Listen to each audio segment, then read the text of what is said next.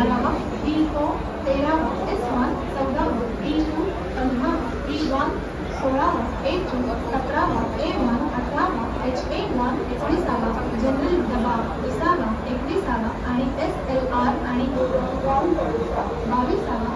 12137 जाम मुंबई फिरोजपुर पंजाब में। इस गाड़ी में डिब्बों की स्थिति इंजन से इस प्रकार है: 3 फीट पहला जनरल डिब्बा, दूसरा तीसरा S6, चौथा S5, पांचवा S4, छठवां S3, सातवां S2, आठवां S1, नौवां आखिरीवां 10वां D8,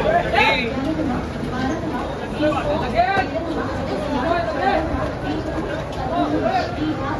16वां A2, 17वां A1, 18वां H1, 19वां general डिब्बा, 20वां 21वां और SLR और 22वां पोजीशन 12137 जाम मुंबई फिरोजपुर पंजाब में।